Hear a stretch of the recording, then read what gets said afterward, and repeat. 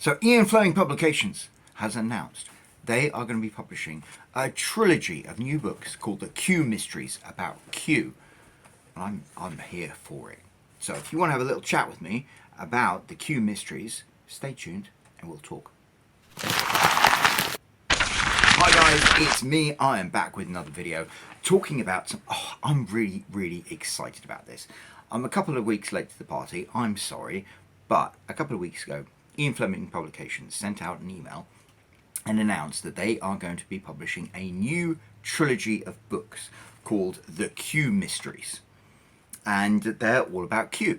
Now Q, you're probably familiar with Q as a character in the James Bond movies because he's like iconic. There's Desmond Llewellyn, who was Q for pretty much all of the movies up to the end of the Pierce Brosnan era. And then we had Ben Whishaw come in as like the new Q. And he's also got a massive following. People love him. Like Q is an iconic character. In the books, less so. He was Major Boothroyd. He was the quartermaster. He was based off... Well, Ian Fleming had written some of the James Bond books, and there were some things that he'd written that were factually inaccurate. I can't remember the exact details, but I believe it was he mentioned that James Bond had a 25 caliber Beretta that he kept in a Burns Martin holster, and some guy called Boothroyd wrote in, was like, now, Mr. Ian Fleming, the Burns Martin holster wouldn't hold a 25 caliber Beretta because it's made specifically for revolvers. Also, if he's a spy and he wants to actually kill people, a 25 caliber Beretta wouldn't be an effective gun. He needs something bigger, like, I don't know, a 7.65mm Walther PPK. And Ian Fleming took this criticism on board and appreciated it. And in Doctor No, he introduced a new gun for James Bond, the Walther PPK, which is now like iconic and synonymous with James Bond. And in tribute to the person who'd taken the time to write this letter to him, he created a character called Major Boothroyd. And Major Boothroyd, to be honest, didn't have a huge part to play in the literary James Bond books. He got a bigger part in the continuation novels, except kind of he got... Was it John Gardner who introduced like Cute, who was like the female Q, and then you know, he has been in the James Bond continuation novels, some of the James Bond continuation novels. Kim Sherwood had this great idea of like an AI Q. It was kind of interesting, but he's really a character from the films, but everyone loves him, and the whole point of like what Ian Fleming Publications is doing is, you know, you can write stories about people from the James Bond canon however you want, and I'm here for it. Like, I'm really stoked to hear this news. I've been, right from the very get-go, people misunderstand me. People think that because I was so critical of Ian Fleming Publications, because they chose to censor their reprints of the original James Bond books, that I'm somehow against them, and nothing could be further from the truth. I am so excited about the fact that Ian Fleming Publications is now its own independent publisher. That's so freaking cool, because I'm all about self-publishing. Like, self-publishing gave me a life that I couldn't have had otherwise. Traditional publishing, I mean, it's dying now, but it was always just such a moribund, monolithic industry. Like these 5 publishing houses that pretty much controlled all of publishing, and they gatekeeped everything. You know, I must have got 100 rejection slips from traditional authors, and then self-publishing arrived, and if you were good at writing and you were good at marketing, you could reach a bigger audience than traditional publishing could even dream of. I mean, I often think of it, to be considered, you know, a marketable writer, you need to be able to sell 5,000 copies of your books. And I've sold 70,000 copies of my books. I mean, I have reached a level of success that, yeah, if publishers 10 years ago or 20 years ago knew that I was capable of this, they'd have been clamoring at my door. But no, they turned me down. And joke's on them, isn't it? I am all about the opportunity that self-publishing offers to really talented, really focused writers who are willing to do the work. And the thing that I found so exciting was when Ian Fleming Publications said, hey, we're done, you know, working with Hodder and Stoughton or I can't remember the name of the publishers, but you know, traditional publishers. We're going to be our own publishing house. I was so excited because I was like, this, they can do anything now, and they did. That's the cool thing. Like, yeah, they did what we might have expected them to and republished the original James Bond books and censored them, which I still have an issue with, but that's a subject for a different video. But then, you know, they started doing reprints of Raymond Benson's books, which are brilliant books, and the unofficial biography of James Bond, which is brilliant. Nicholas Shakespeare's biography of Ian Fleming, brilliant. Not everybody loved Kim Sherwood's 00 trilogy. There were some people who were like, oh, it's quote unquote woke, but there were many people who really, really, really liked it and were super enthused by it. It's like I watched David Lowridge Ellis's videos about the 00 trilogy, and the fact that those books mean so much to him means something to me because I respect him so much as a person. So that's really exciting. And then, yes, suddenly, out of nowhere, they produced on His Majesty's Secret Service a book by Charlie Higson, a book which seemed to come from like nowhere. Within 2 months, they were like, hey, we should have a book about this. Charlie, can you write it? Oh, yeah, I can write it. Oh, by the way, it's a full-length book. Oh, we can get it into people's hands in time for the coronation. That's incredible. That would never have happened under a traditional publishing model. So, yes, Ian Fleming Publications, I freaking love them and I support them. I have one bone of contention with them, but apart from that, I am all about IFP. I am team IFP all day, every day.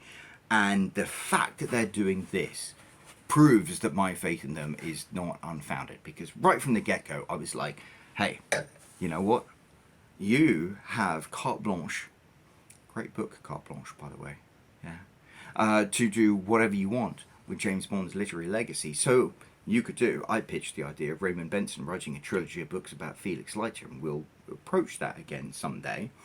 But yeah, the whole idea of like, hey, we'll have a trilogy of books about Q. Why not? Why not indeed? That takes courage and vision to actually get behind and make happen, and IFP actually did it. So I am freaking stoked. And let's talk about it. Let's talk about the book that they announced. Here we go. The Q Mysteries, Book 1, The Quantum of Menace. That is definitely a James Bond title. So here's the blurb. Q is out of MI6 and into a new world of deceit and death. After Q, aka Major Boothroyd, is unexpectedly ousted from his role with British intelligence developing technologies for MI6's 00 agents, he finds himself back in his sleepy hometown of Wickstone-on-Water. His childhood friend, renowned quantum computer scientist Peter Napier, has died in mysterious circumstances, leaving behind a cryptic note. The police seem disinterested, but Q feels compelled to investigate and soon discovers that Napier's groundbreaking work may have attracted sinister forces. Can Q decode the truth behind Napier's death, even as danger closes in? Hardback, ebook, and audio in autumn 2025. Damn, I am stoked! I am all there for that. That sounds freaking awesome. I am 100% down for that. Sign me up, strap me in, let's do this thing. Yeah, that sounds brilliant. I'm really stoked. Oh look, there's a cat. Hi. Look at you. Look at you, wanting to make a little guest appearance here. That's Salem, by the way. Anyway, yeah, I am stoked. I am super excited. This is the magic that Ian Fleming Publications can make happen. And for me, this is the pleasure I get watching Ian Fleming Publications get both their middle digits and the second ones for an Agincourt salute and just do this to traditional publishing. They're like, traditional publishing, the time has come.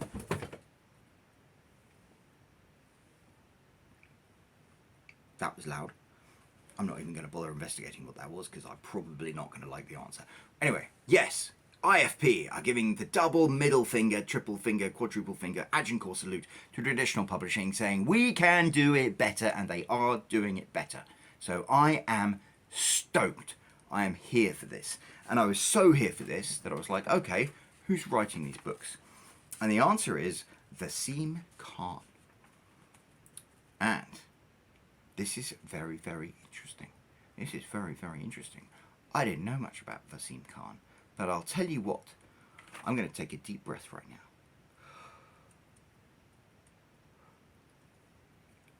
When Ian Fleming Publications announced that they were writing the Q Mysteries, and the author of these Q Mysteries was going to be a guy called Vaseem Kahn, I got a bunch of messages from people in the United States and from the UK saying like, oh, look at this. IFP, Ian Fleming Publications, they're so woke. They had the Kim Sherwood books with like a gay secret agent and a black secret agent and a disabled secret agent. That's actually the same secret agent. And a woman's secret agent. It was like, you know, women, oh my god, they can do anything these days. Can you believe they're just getting this diversity hire in as a writer, Vaseem Kahn? Who the hell is that? And I'm like, whoa, okay. I definitely have a problem with Ian Fleming Publications censoring James Bond's original books. And as I said, that's worthy of a whole video itself. A friend of mine from England, one of my oldest friends, sent me a 1955 copy, a second edition basically, of the British version of Live and Let Die. And I'm not gonna lie, you know, I'd gone through Goldfinger and like seen where the censors might have worked, and I couldn't really see anything. But this book, you're like, okay, yeah, there's quite a lot that you might not necessarily think is really something in 2024 that you feel comfortable publishing. I don't know. That's chapter 5. Check out the title of chapter 5, and you're like, woo, okay. That's a topic for a different video. But yeah, that's my sole issue with Ian Fleming Publications, was the fact that they were censoring these books. And I'm very much against censorship, even though I'm slightly more sympathetic to the reasons why they might have done it. But it's like, in terms of who they get to write the James Bond books, or the spin-off James Bond books, don't look at me. Like, the one thing I have more than anything else is this desire to remove the identity of a writer from the writing that they do. I think that is a horrible thing that has come about. And I think this is where, when people emailed me and were like, oh, can you, this guy called Vaseem Kahn, he's writing books, that's some diversity, are they're trying to be woke.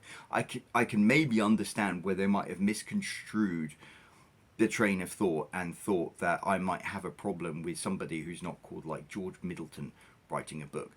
And that's because in this day and age, there's a lot of focus on the identity of a writer rather than the quality of their writing.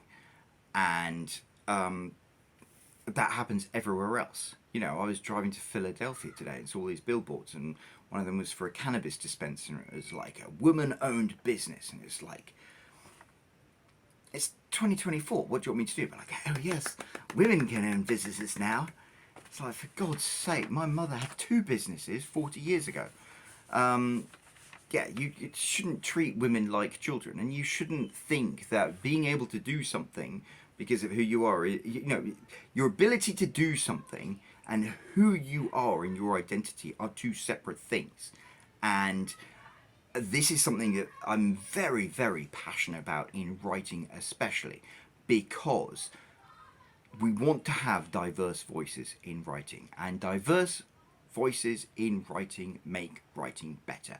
And traditional publishing always fucked us with that. Traditional, self-publishing changed the landscape of writing completely. I could go into this a lot, but like, there are authors making 6-figure salaries from writing books who come from backgrounds that wouldn't have had a look in with traditional publishing, and they are able to be successful because of self-publishing.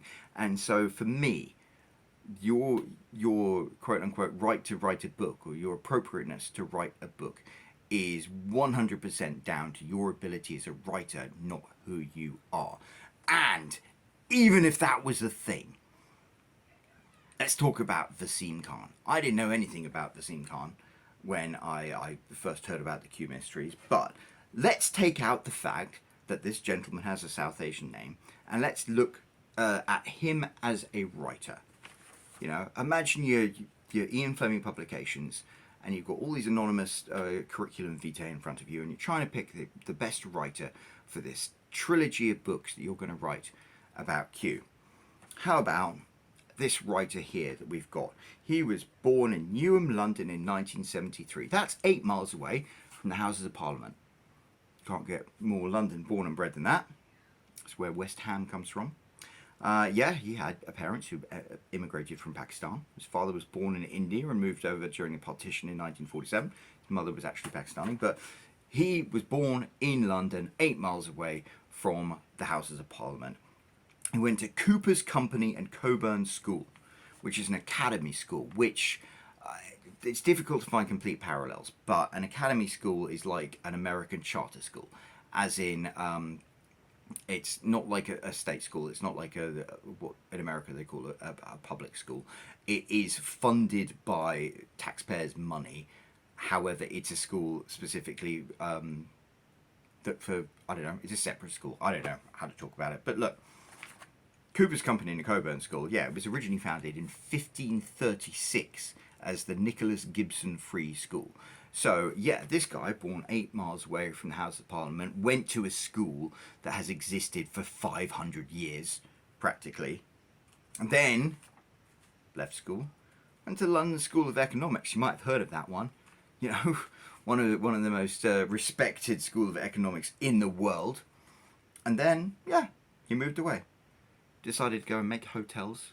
Moved to India, was there for 10 years. And then came back and now works as Business Development Director of the Department of Security and Crime Science at University College London. So there we go. That's the biography of this author. While he was in India, though, for those 10 years, breaking his mother's heart, he wrote the first of a 5 books in a series called the Baby Ganesh Agency Investigation Books. This is the first book he wrote. The Unexpected Inheritance of Inspector Chopra. This was published in... how can I not have the date in my notes here? I don't know. But, yeah. It was a book about an inspector, police inspector in Mumbai, who was retiring because he had art issues. Came in on his last day for his party, and everyone was saying goodbye to him. And 2 weird things happened. The first thing that happened was that he stumbled across the fact that this poor kid had been washed up in the rivers. He was a poor, low-caste kid. No one was going to bother doing a murder investigation into what happened. And he was like, it's my last day on the job. I might as well look into it. And the second thing that happened was he inherited a baby elephant. It's funny, my wife has no interest in any of the shit that I talk about, to be honest. But when I got this book, she was like, oh, you're buying more books, are you? What's this one about? And I was like, well, it's about a police inspector in Mumbai, and it's his final day, and he's looking into the death of this low-caste boy who got found in the river, and he inherits an elephant. And my wife looked up and was like, he inherits a what?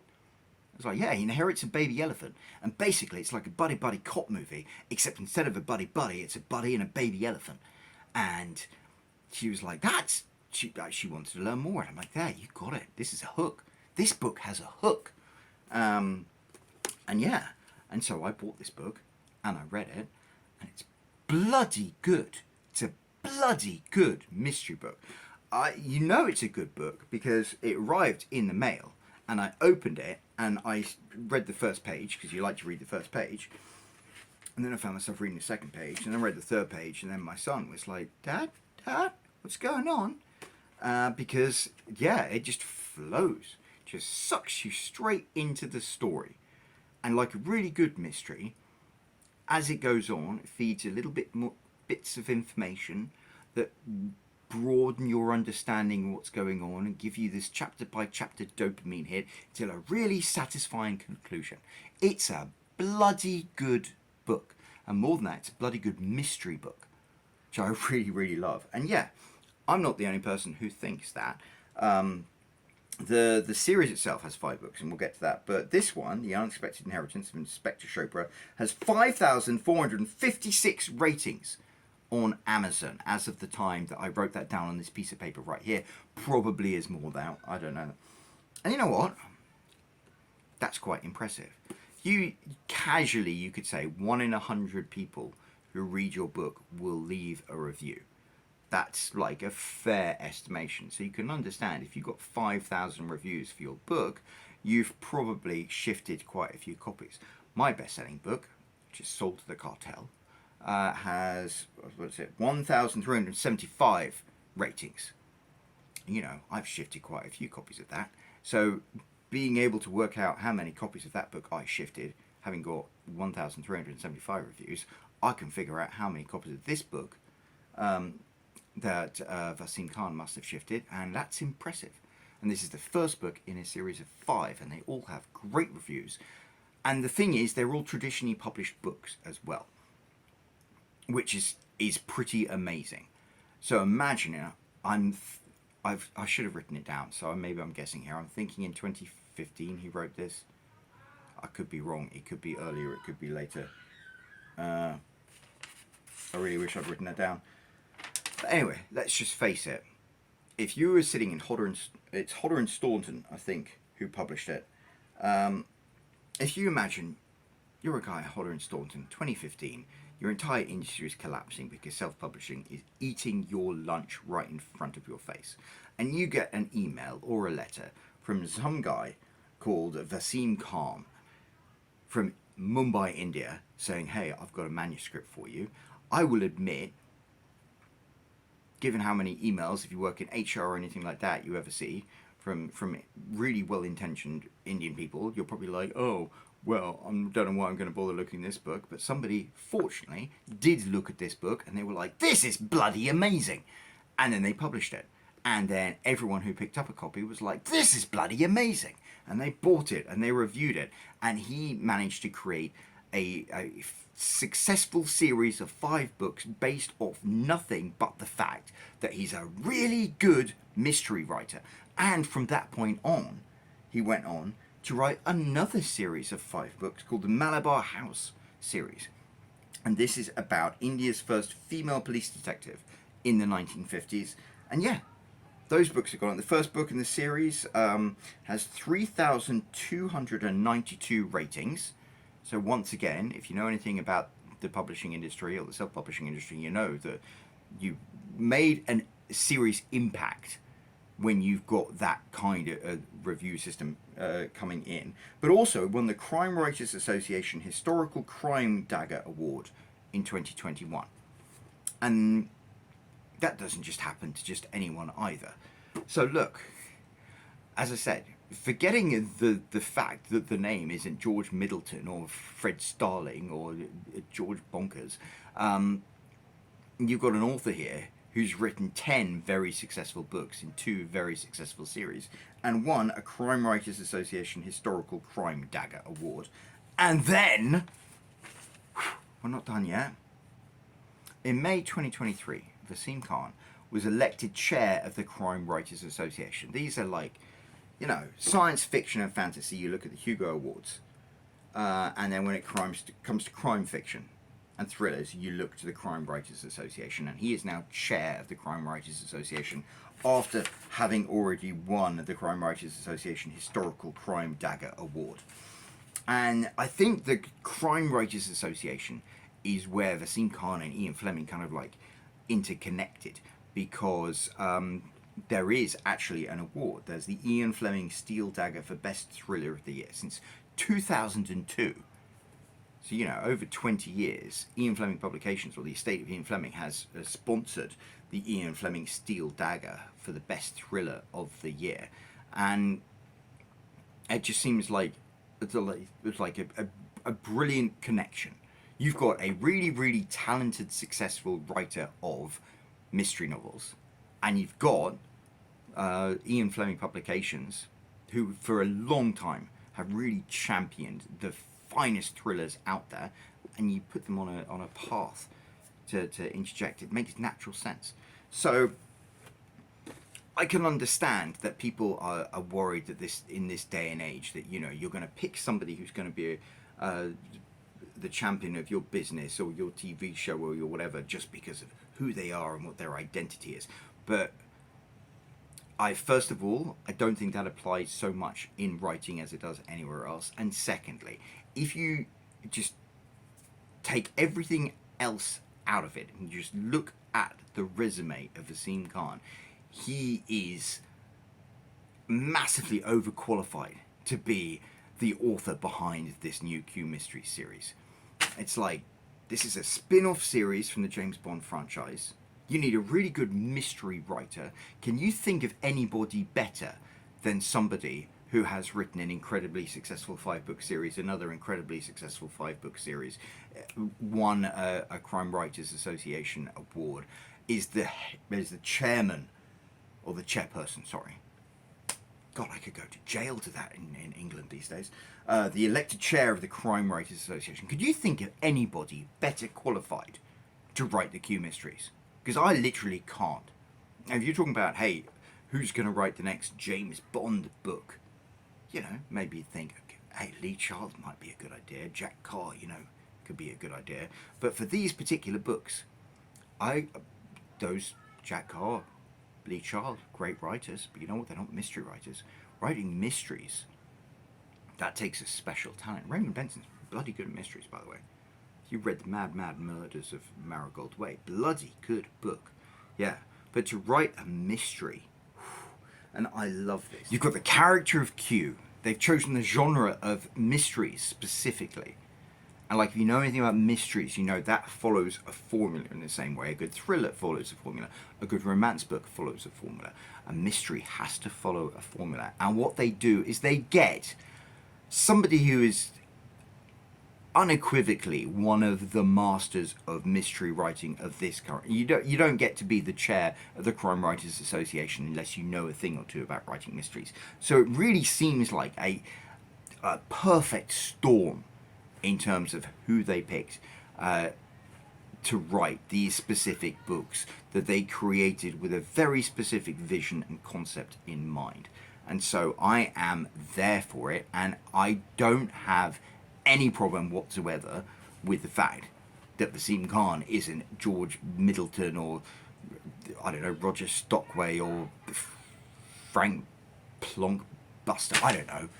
It's just, it just annoys me that we even have to be having this conversation, because this is 2024 and anybody should be able to write books about anything. And I can understand why people have arguments like this, because there's a lot of shitty talk going around in publishing and writing as an industry. There's like this meme about where women are told to describe yourself as a male author would, and it's like, oh yeah, male authors, all they do is talk about women's breast size and stuff like that. And it's like, I can kind of understand where that meme comes from, but at the same time it's wildly offensive, because there are a great many male writers who can write fantastic female characters. And if you don't believe that, then why the hell should we believe that female writers can also write male characters? And if you read romance books, you know that most mainstream romance books are written in first-person perspective from an alternating character viewpoint, the female main character and the male main character. So almost 50% of most romance books that are written are women writing as if they are men. And if you are okay with that and you support that, and if you read those books, there are many women who do that incredibly effectively. If you're okay with that, don't just disregard all male writers out of hand just because they're men.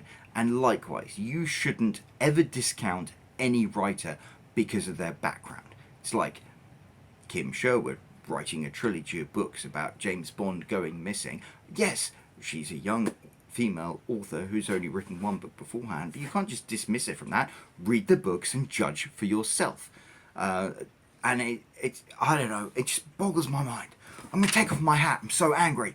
Yes, why must we always focus on who the person doing the thing is? Why can't we just focus on the work that they are actually doing? And to me, like, I was just imagining, what if I was Vaseem Kahn? And, you know, I was a guy who'd been born 8 miles away from the Houses of Parliament, who'd gone to this 500-year-old charter school in England, who'd gone to one of the finest universities in England. Sorry, I got so angry I dropped my beer there. And then you went off to India to live this wonderful, exciting life. You're not even, your parents aren't Indian. This is a wild adventure that you have. What's different to that, to like Ian Fleming going off and travelling the world, to my parents going off and living in Africa? It's like having this wonderful adventure, then coming back, then becoming a director at a university that specifically focuses on crime. I mean, doesn't that make you the best qualified person ever? And imagine having all these things working for you. You are in India and you write this book and you approach a publisher, and despite all the odds, this publisher gives you a shot, and then your shot ends up becoming wildly successful, wildly highly reviewed, wildly respected. You end up writing 5 books in this series, and then doing so well, you write 5 more books in this series that are so respected, thousands more people leave your reviews. You win a Crime Writers Association award. Your work is so respected that you become the chair of the Crime Writers Association. And then just imagine that there's some dickhead somewhere in Maine who sees your name and is like, well, he's just a diversity hire. I mean, how freaking disheartening, revolting, wrong, incorrect is that? I mean, like, how would that just, like, not make you lose a little faith in humanity? So, yeah, I think we really need to actually, like, address the elephant in the room, maybe the baby elephant in the room, and say, hey, it's really, really cool that Ian Fleming Publications are making a real double middle finger at traditional publishing, saying we're gonna publish our own books, Blackjack and Hookers. You know, we are doing our own thing. We're going our own way, and we're going to be successful with it. And then they recruit someone who is undoubtedly one of the best qualified writers to do it. And then, yeah, whoever like disregards that just doesn't know what they're talking about. And I think that's the thing. It ends up becoming ignorance to a certain point. This is why I'm so frustrated with like identity politics and who should be allowed to write things and who shouldn't be allowed to write things. We should just get the best qualified people who write the best stuff to do the best version of it. And especially when it comes to James Bond books. Let's get one thing very, very clear. The seal has already been broken on this. Like, I remember when, Kim Sherwood was announced as the author of the 000 trilogy, and people were like, oh, she's only written 1 book. Oh, she's a woman, and James Bond was traditionally written by a man. And people were like, raising their eyebrow at that. And I'm like, wait a second. Let's go back to when Raymond Benson was chosen as the writer of the new James Bond books in 1997, I think it was. He'd never written a single book. He'd never written a single book before, and he was an American. And yet, the estate of Ian Fleming chose him as the author of the James Bond continuation novels, and they were the first really consistently good ones. Like, Raymond Benson has earned a really significant position, a high respect among literary James Bond fans, because he wrote bloody good books. And it just goes to show that when Ian Fleming Publications take a risk and choose an author who might not be the author that people expect, that risk sometimes pays off. And Raymond Benson is proof of that. And yeah, it's great when they take a more traditional approach with like Anthony Horowitz. It's a no-brainer for his trilogy of books. Charlie Higson, that was a no-brainer for On His Majesty's Secret Service, and they both did brilliant jobs with that. But when you're coming up with a new trilogy of books and you're looking for the best mystery author that you can possibly find, I really struggle to think of anybody who could possibly approach Vaseem Kahn as that author. He is the perfect author for the choice. I think we as James Bond fans are privileged to have him, and I'm 100% down with this. And yeah, I'm sorry for anybody out there who thinks that I wouldn't be the kind of person who gets excited about this. I'm all about the books. I read Vaseem's book, absolutely loved it. I'm going to read all the other ones, and it just makes me super stoked and excited to read the Q Mysteries. I think he's going to do a killer job, and this is just the start. You know, this is the tip of the wedge, or the tip of the iceberg. I don't know. I forget. As my 13-year-old said to me today, like, metaphors are difficult. But imagine if the Q Mysteries is successful, and you know, people are still going on about the 00 trilogy, whether you like it or not. And you know, people are complaining that On His Majesty's Secret Service is too woke, and yet it was bestseller. And I would take everything that Charlie Higson wants to write. Yeah, Ian Fleming Publications are doing everything right. The only thing they could do more right is get that trilogy of Felix Leiter books by Raymond Benson going. And yeah, we might talk about that in the future. But yeah, I'm really, really stoked for the Q Mysteries, and I think Vaseem Kahn is an incredible choice of author, and having read his first book, I'm even more stoked for it. And yes, I am down 100% with everything Ian Fleming Publications is doing, because this is what it's all about. They are independent publishers.